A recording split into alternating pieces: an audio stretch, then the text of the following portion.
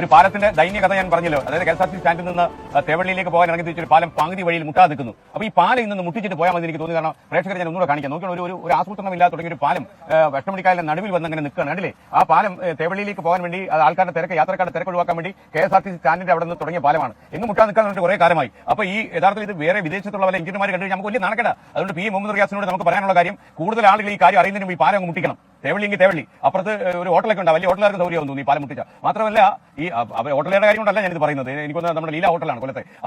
എനിക്ക് പറയാനുള്ള കാര്യം, നമ്മുടെ വികസന പദ്ധതികളൊക്കെ ആസൂത്രണമില്ലായ്മയിൽ മൂക്കുകുത്തി വീഴുന്നു എന്നൊരു തോന്നൽ ഇവിടെ വരുന്ന സന്ദർശകർക്ക് പോലും ഉണ്ടാകാൻ സാധ്യതയുണ്ട്. ഈ പറയുന്ന പാലം ഇത് നമ്മുടെ വികസന പദ്ധതികളൊക്കെ ഒരു ഫെയിലിയർ ആണെന്ന് കാണിക്കാൻ വേണ്ടിയിട്ടുള്ള ആദ്യത്തെ ഉദാഹരണം ഒന്നും അല്ല ഇത്.